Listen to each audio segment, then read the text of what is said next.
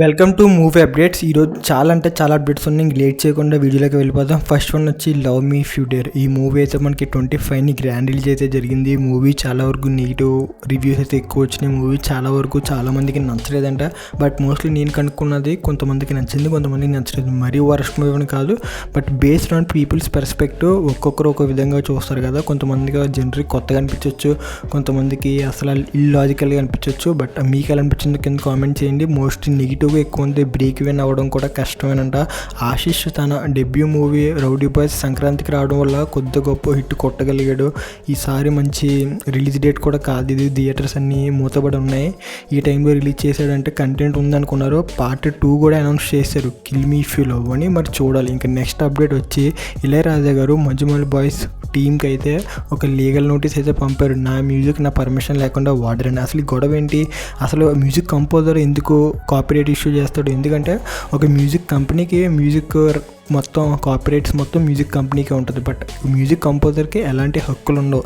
As per high court ఇచ్చిన notice ప్రకారం music composer ఆ మూవీని కంపోజ్ చేసే సాంగ్కి మ్యూజిక్ రైట్స్ అన్నీ కంపెనీకి అమ్మేస్తాడు ఆ అగ్రిమెంట్లోనే. బట్ ఇక్కడ ఇళయరాజా గారు అయితే నోటీస్ పంపడం, అది కోర్టు ముందు ఇలా చేయడం ఒకసారి కొట్టేసింది కోర్టు. ఇది ఫాల్స్ స్టేట్మెంట్, ఇది ఇలాగ అవ్వదు, మ్యూజిక్ కంపోజర్గా మీకు ఎలాంటి రైట్స్ ఉండవని. బట్ ఈయన మళ్ళీ మంజుమల్ బాయ్స్ టీంకి అలా చెప్తే ఆ ప్రొడ్యూసర్ కూడా సేమ్ ఇది చెప్పుకొని వచ్చాడు. బట్ ఇది త్వరలో సార్ట్అవుట్ అవుద్దని అనుకుంటున్నాను. ఎందుకంటే ఆల్మోస్ట్ ఈ మూవీ 230 crores అయితే కంప్లీట్ చేసింది రన్. అండ్ కన్నడలోనే one of the biggest blockbuster. But Ilaiyaraaja garu one of the topmost music director, ఆయన ఇలాగా పంపడం అన్నది కూడా కొంచెం బాధాకరం. నెక్స్ట్ వన్ వచ్చి శర్వానంద్ మనమే మూవీ అసలు ఉందని కూడా చాలామందికి తెలీదు. అండ్ ఈ మూవీ చూస్తే మీకు ఎక్కువ హైనానా మూవీ వైఫ్స్ అయితే ఎక్కువ ఉంటాయి. బట్ మూవీ థీమ్ కానీ ఇదంతా. ఈ మూవీ అయితే మనకి June 7 అయితే రిలీజ్ చేయబోతున్నారు. అసలు ప్రమోషన్స్ పక్కన పెట్టండి, సాంగ్స్ ఏ రిలీజ్ చేస్తున్నారు, ఎక్కడ హడావుడి లేదు. అసలు ఆడియన్స్తో ఎంగేజ్ అన్నది లేదు. శర్వానంద్ మూవీ బాగున్నా ఎక్కువ ఆడియన్స్కి తెలియాలి, ఆడియన్స్ వరకు రీచ్ అవ్వాలి. మోస్ట్లీ అదే ఇక్కడ వచ్చిన డిసడ్వాంటేజ్. బట్ ఇప్పుడు విజయ్ దేవరకొండ మూవీ ఎలా ఉన్నా ప్రతి ఆడియన్స్కి తన మూవీ రిలీజ్ అవుతుందని తెలుస్తుంది. బట్ ఇక్కడ తెలియట్లా, అదే ప్రాబ్లం. ఇంకా నెక్స్ట్ వన్ వచ్చి Vishwak Sen gangs of Godavari. Trailer అయితే వేరే లెవెల్లో ఉంది. బట్ ఇప్పుడు త్వరలో May 31st అయితే మూవీ రిలీజ్ అవ్వబోతుంది. సేమ్ రంగస్థలం వైబ్స్ అయితే ఉన్నాయి. రంగమత్త క్యారెక్టర్లో అంజలి, సేమ్ ఊరు రూరల్ బ్యాక్ డ్రాప్ మొత్తం సేమ్ యాక్టీస్ అదే ఉంది. మూవీ 100 crore కొట్టే అవకాశాలు కూడా బాగా గట్టిగా ఉన్నాయండి. విశ్వక్ సేన్ కాన్ఫిడెన్స్ తెలిసిందేగా. మ్యాక్సిమం ఈసారి పెద్ద హిట్టే పడబోతుందని చెప్పాలి. బట్ చూడాలి, మూవీ ఇంకా వారం కూడా లేదు కదా. నేనైతే హిట్ అయిద్దని అనుకుంటున్నా. విశ్వక్ సేన్ కెరీర్లోనే బిగ్గెస్ట్ మైల్ స్టోన్ అవుద్ది. యాక్టింగ్ అనేది అంతా ఇచ్చి పడేస్తాడు మొత్తం. అండ్ ప్రీ రిలీజ్ ఈవెంట్కి కూడా బాలయ్య బాబుని అయితే రమ్మంటున్నాడు అంటే 28న.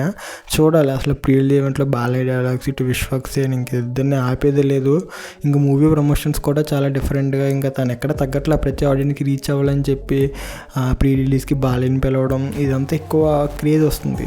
బట్ కంపారిటివ్లీ తన ప్రమోషన్స్లో చాలా అంటే చాలా బాగా ఇన్వాల్వ్ అవుతాడు విశ్వక్ సేన్. తన మూవీని ఎలా ప్రమోట్ చేసుకోవాలో తనకి బాగా తెలుసు, అది నచ్చిన విషయం. దీని తర్వాత ఆనంద్ దేవరకొండ మూవీ గమ్ గమ్ గణేష్, ఇది కూడా ప్రమోషన్స్ చేస్తున్నారు. బట్ చిన్న సినిమా ఎక్కువ అంటే ఒక comedy crime thriller type movie అయితే ఇది. మనకి ట్రైలర్ అయితే చాలా ఇంప్రెసివ్గా ఉంది. But when comparatively gangs of Godavari ఈ మూవీ నిలబడకపోవచ్చు. ట్రైలర్ చూడనంత వరకు నేను గమ్ గమ్ గణేష్ హిట్ అయిద్దని అనుకున్నా. బట్ ఎప్పుడైతే ట్రైలర్ చూసానో ఈ మూవీకి మంచి టాక్ వస్తుంది తప్ప బ్రేక్ ఈవెన్ అయితే అవ్వలేదు. అండ్ దీంతో ఈ 2 సినిమాలు కాకుండా బజయ్ వాయువేగం అని చెప్పి కార్తికేయ ఒకటి ఉంది మూవీ, అది కూడా అనౌన్స్ చేశారు. బట్ అది కూడా ఎలాంటి బజ్ ఏమీ లేదు. చాలా వరకు చాలామందికి తెలియదు ఆ మూవీ వస్తుందని కూడా. ఇదైతే కొద్ది గొప్ప తెలుసు. అండ్ విశ్వక్ సేన్ అయితే ఆటోమేటిక్గా అందరికీ తెలిసిందే. మరి చూడాలి, ఈ ప్రీ రిలీజ్ ఈవెంట్లో అయినా కొంచెం హైప్ వచ్చి మంచిగా వస్తే ఈ మూవీ కూడా మంచి టాక్ అది వస్తే సూపర్గా హిట్ అవుతుంది. అండ్ ఆనంద్ కూడా బేబీ తర్వాత తన నెక్స్ట్ ప్రాజెక్ట్ కాబట్టి కొంచెం జాగ్రత్తగా ఉండాల్సిందే. దీని తర్వాత కల్కి బుజ్జి కానీ ఆ కార్ కానీ మొత్తం చాలా వరకు హల్చల్ అయితే అయిపోయింది మనందరికీ. అసలు సోషల్ మీడియా షేక్ అయిపోయింది. ఆ ఈవెంట్ కానీ, ప్రభాస్ ఎంట్రీ కానీ, ప్రభాస్ కాస్ట్యూమ్ కానీ, ఇంకా మొత్తం అందులోని కల్కి ప్రతిదీ చాలా డిఫరెంట్గా యూనిక్గా. అంటే డబ్బు ఎంత ఖర్చు పెట్టినా మొత్తం చాలా యూనిక్ వేలో అయితే ప్రజెంట్ చేస్తున్నాడు ప్రొడ్యూసర్ అండ్ డైరెక్టర్ కూడా వాళ్ళ thought ప్రాసెస్తో.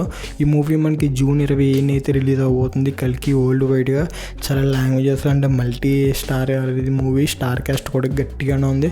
And part 1లో Kamal Haasan గారు 20 minutes ఉంటే పార్ట్ 2లో ఆల్మోస్ట్ ఒక 90 minutes వరకు ఉండబోతున్నారంట. మోస్ట్లీ చూడాలి.